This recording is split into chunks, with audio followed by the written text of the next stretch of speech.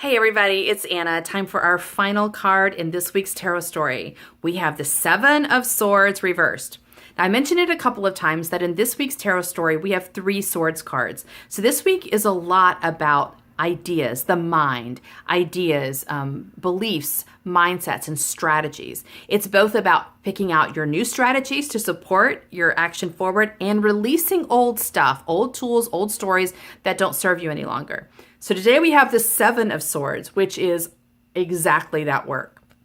We turned it upright, we can see this is an image of a man sneaking through a military encampment, and he's stealing swords from these soldiers who are camped here. The number 7 is connected to discernment or making wise choices. And this card shows a guy sneaking around, picking the swords that he wants. So I think of this card as really being a shrewd, mature version of choosing mindsets. When we are children, we are exposed to whatever mindsets our family has, which means we get them and we don't really even have a choice of how to respond to them. We just adopt them. This card reminds us that we get to a point in our lives where we are able to examine those mindsets and decide if they still match us, decide if we really want them. We discard the ones that we don't need, that aren't really good tools for us, and we pick the ones we want. Okay? Now this card came to us reversed. So this tells me that we may still be not very clear about which tools support us and which ones don't.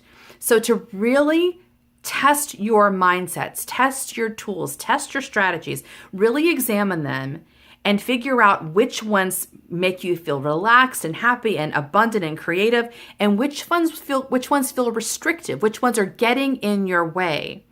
And strategically choose the ones that support your highest good, that support your ease and your flow and your compassion and your connection to others.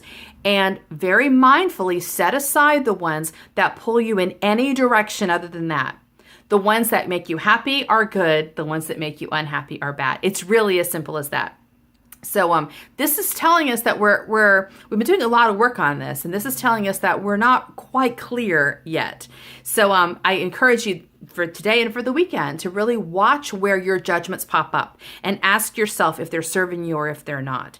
And also feel free to reach out to me if you're having a hard time discerning what's the right tools for you and what are not, and how you get rid of the tools once you've decided you don't want them, the old tools, because I'd be happy to help you. So have a wonderful weekend. I'll see you next week for our next tarot story. Bye.